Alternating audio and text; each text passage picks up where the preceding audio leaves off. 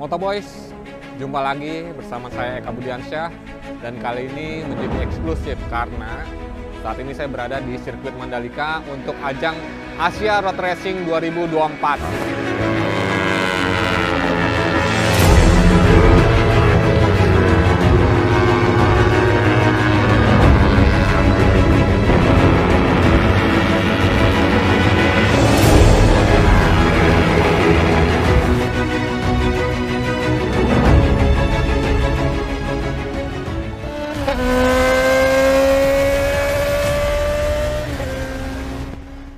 Dalam video kali ini saya akan mengulas tentang persaingan di kelas AP250, Asia Production 250, yang sejak seri awal di Thailand, di seri 1, itu menjadi pertarungan yang menarik untuk disimak karena 3 pabrikan ini bersaing untuk selalu berada di podium.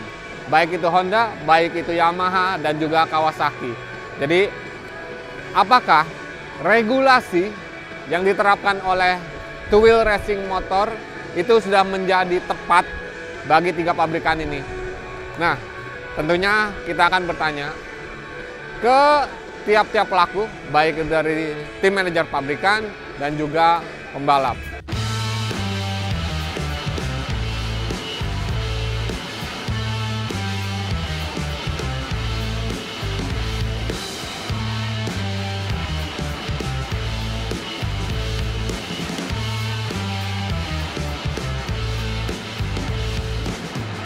Ron,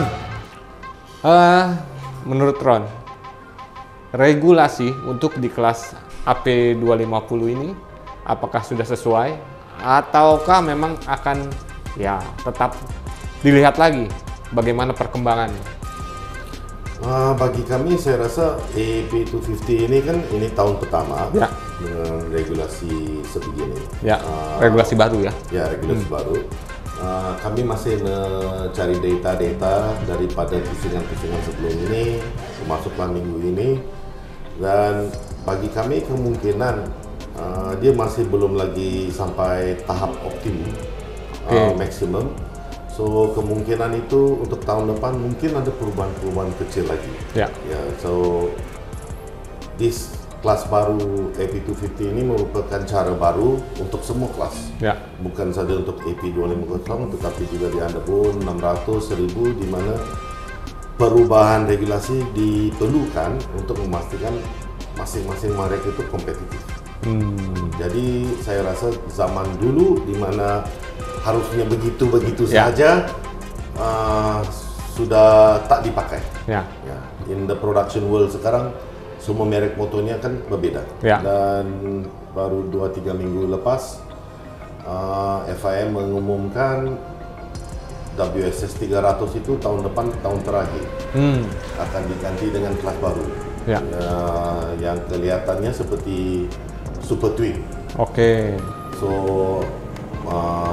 motornya mungkin sekitar 600 cc kepada 900 cc. Horsepower 60 to 80, so itu akan merupakan kelas baru di World Supersport di tahun 2026. So kami mengikut tren dan melihat kepada peluang yang kita ada, tetapi juga kita harus akui di Asia ini dengan di Eropa sangat berbeda ya. So di WSS 300, for example, Honda CBR 250 tidak masuk, dan Kawasaki ZX25R 4 silinder tidak masuk. So berbeda dengan regulasi di WSS, tetapi pada masa ini kelihatan cocok, bagus. Masing-masing kompetitif, tetapi bagi saya mungkin bisa diperhaluskan lagi.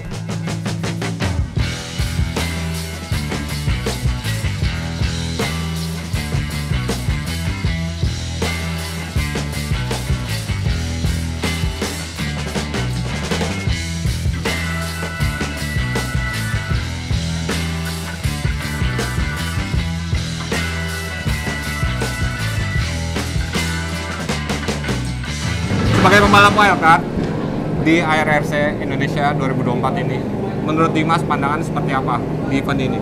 Karena kayaknya jumlah pesertanya banyak nih. Jadi Alhamdulillah tim MS Government Racing Team bisa dapat kesempatan wildcard di ARRC Round 4 di Mandalika. Dengan kita tuh nggak pernah pakai ban Dunlop di tahun ini, jadi baru hari Jumat kemarin kita coba ban Dunlop, dan kita juga baru coba adapt setup untuk ban Dunlop karena kan beda settingannya ya. Apa namanya, karakter ban Dunlop dengan biasa kita pakai Pirelli. Terus tim-tim reguler pasti kan udah siap, udah matang, apalagi tim Astra Honda ya, yang selalu pakai Dunlop. Ya. Terus jadi persiapan kita lebih ke setup dari sesi pertama sampai race 1 tadi, sampai Wama pun kita masih coba. Cuman sayang di race 1 saya jatuh di turn 1 karena kita coba limit. Cuman di race 2 mudah-mudahan kita bisa dapat lucky dari race-nya nanti dan bisa finish dan dapat hasil yang baik. Jadi kita coba maksimalin setup untuk race 2 dan nanti saya coba mode attack buat di race-nya. Oke. Nah, Jim, ini kan untuk MS Glow Racing Team sendiri saat ini masih ya wildcard lah ya. Tahun depan 2025 ada kemungkinan nggak untuk full series di ARRC? Kalau pribadi harapannya sih pasti pengen main full season ya. Cuman balik lagi nanti kita lihat evaluasi dari hasil race ARRC wildcard ini, lalu ada 2 seri MRS lagi. Jadi dari situ nanti kita lihat keputusan tim seperti apa. Tapi besar harapan saya sama tim mekanik untuk kita bisa step up ke ARRC. Jadi jenjangnya dari nasional menuju ke ya Asia internasional lah gitu. Oke. Thank you Dimas.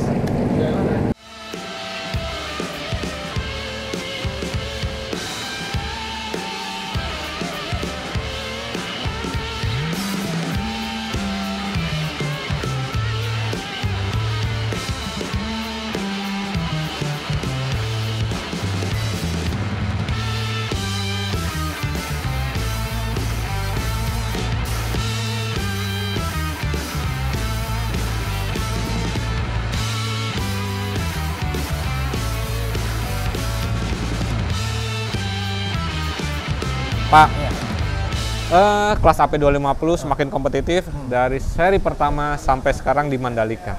Menurut Pak Wahyu, ini kalau kita bicara tentang sisi regulasi, Pak, apakah sudah ya sesuai atau memang masih akan perlu direview lagi?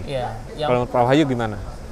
Terima kasih Mas Eka untuk pertanyaannya. Yang pasti untuk saat ini kami bersama dengan Two Wheels Motor Racing itu terus komunikasi, dan kami berharap ada poin yang memang dievaluasi dan direview. Salah satunya adalah mulai dari weight motor, berat motor ya, kemudian total weight dengan pembalap, kemudian juga dengan sisi RPM tentunya gitu ya, sehingga nanti akan terbentuk konfigurasi yang memang bisa sustain bukan hanya 1-2 tahun, tapi memang bisa menjaga ekosistem ini jadi bisa lebih lama di AP250. Ya, karena kalau kita lihat yang Pak Wahyu bisa lihat sendiri bahwa penonton untuk di kelas AP250 ini sekarang justru lebih meningkat dari sebelumnya. Seolah menjadi primadona lagi nih Pak ya. Betul. Dan banyak terbukti banyak tim Yamaha ya, saat ini kami ada tim Yamaha RRS dan juga Akai Jaya yang memang ikut di wildcard di AP250, dan kami seluruhnya bisa ada di top group gitu ya. Dan itu bukti bahwa potensial kelas ini, regulasi ini memberikan kompetitif untuk semua brand yang ada di kelas AP250. Ya, jadi bisa dibilang bahwa masih perlu lagi nih untuk direview seperti apa. Jadi ya lagi-lagi biar seru nih. Nggak cuma sekedar ada dominasi di salah satu brand atau seperti apa, bukan gitu Pak ya. Harapannya memang agar merata sebenarnya. Dan pastinya dengan adanya perbedaan sirkuit ya kan, kemudian juga pastinya ada beberapa aspek yang lain seperti tire yang ataupun ban dari Dunlop yang memang setiap tahun secara performance ataupun durability-nya memang terus berubah, improve gitu ya. Improve. Jadi artinya step by step itu akan banyak informasi yang kita dapatkan. Gitu. Siap Pak. Ya. Thank you untuk obrolannya Pak. Ya, terima kasih.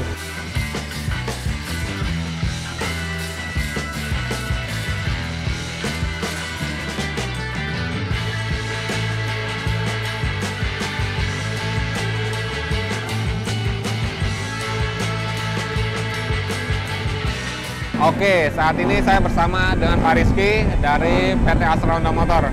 Pak, saya melihat AP250 di 2024 ini, sejak seri pertama sampai saat ini di Mandalika dan sampai sesi pre-practice qualifying ini juga kayaknya lagi kompetitif nih Pak. Sangat kompetitif kalau melihat. Kalau menurut Pak Rizky, melihat AP250 dengan kompetitifnya saat ini seperti apa? Apakah dari sisi regulasi udah sesuai atau seperti apa? Nah, ya kalau kita baru melihat mundur 1 tahun ke belakang. Oke. 2023. Sebenarnya kenapa di tahun ini regulasinya berubah? Ya. Pada saat 2023 itu memang Astra Honda dengan rider-ridernya ya, sangat mendominasi Ya. kelas AP250. Beberapa tim bahkan mempertanyakan kenapa sangat dominan. oke. Terus saya sebenarnya coba menjelaskan kenapa sebenarnya kita dominan. Saya bilang untuk menang di sebuah kejuaraan balapan Ya. bukan hanya motor, Oke. bukan hanya motor. Ya, Dibutuhkan satu tim yang solid. Tim itu ya ada motornya, Ya. gimana kita men-setup motor, terus ada ridernya, Ya. gimana kita memaintain rider, membina, melatih dia supaya dia bisa perform bagus. Oke. Dia confident dengan motornya. Itu yang kita lakukan di 2023. oke. Bahkan kalau kita melihat di dalam setiap sirkuit itu kan biasanya dibagi sektor. Ya, Ada sektor yang banyak lurusnya, ada sektor yang banyak motoringnya. Oke. Motoringnya. Saya tetap bilang ke orang-orang bahwa sebenarnya saya tidak dominan dari sisi motor, tapi dari sisi motor dan rider. Kenapa? Karena di sektor-sektor yang banyak lurus ya sebenarnya rider kita nggak begitu sama, biasa-biasa aja. ya, Secara time juga biasa-biasa aja. Artinya kompetitor bisa mengalahkan kita di track-track yang banyak lurusnya. Tapi begitu ketemu sektor yang banyak tikungannya, rider kita justru dominan di sana. Oke. Artinya kombinasi antara rider dan motor membuat mereka kompetitif dengan motornya dan bisa cepat di sektor yang banyak motornya. Itu yang membuat kita menang. oke. Terus kalau kita lihat lagi, pada saat zaman pandemi COVID, saya sempat bilang, mana tim yang tetap berlatih dengan ridernya dan mekaniknya supaya tetap bisa menjaga performa. Jadi memang kalau saya bilang tim itu untuk menang ya butuh banyak hal, bukan cuma motor, bukan cuma rider, tapi juga kita butuh latihan dan sebagainya. Dan di 2023 kita puncaknya lah gitu ya. Dari 3 rider kita di kelas tengah sampai akhir posisi itu kita di posisi 1, posisi 2 dan posisi 3. Dan mungkin ini yang membuat Orang melihatnya begitu mendominasi Honda, Pak. mendominasi dan mungkin ya seolah-olah seperti nggak ada persaingan gitu. Nah. Dari situ mungkin akhirnya berubah regulasi ke 2024. Di 2024 sendiri sebenarnya ya kita pasti akan mengikuti regulasi. Kita nggak mungkin cheating, kita pasti akan mengikuti regulasi. Dan itu memang saya menyayangkan. Kenapa? Karena sebenarnya CBR 250 ini cc-nya hanya 249 Ya, cc. Sedangkan kompetitor kita ada yang sampai 321 cc. ya. Bahkan ada yang sampai ada yang 4 silinder ya. buat kita sih ya tentu saja regulasi 2024 ini cukup membatasi dan merugikan. Tapi yang Dari sisi Honda nih, Pak. Betul. Oke. Tapi yang pasti yang satu saya berani jamin bahwa di kejuaraan manapun yang kita ikutin kita akan tetap berusaha untuk berjuang maksimal supaya kita bisa menang. Oke.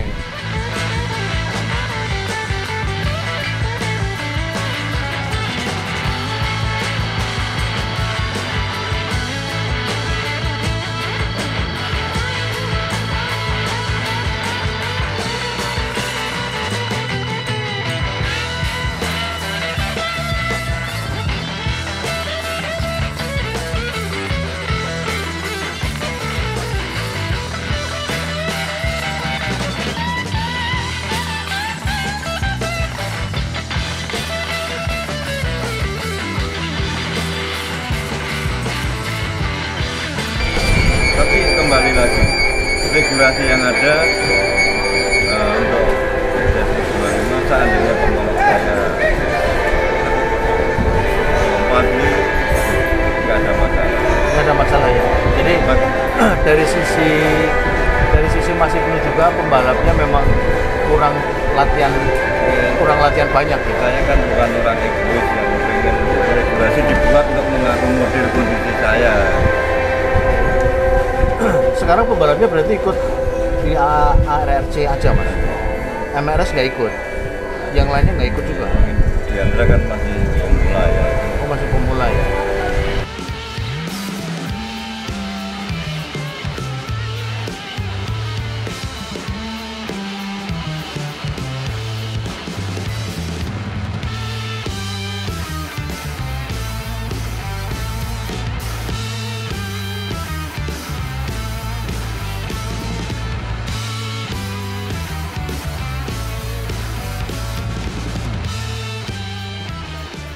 Jadi itu dia ulasan kita tentang AP250 di Asia Road Racing Indonesia 2024. Jadi apakah sudah tepat regulasi yang diterapkan atau tidak, dibalikan lagi ke teman-teman juga sesuai dengan pendapat teman-teman.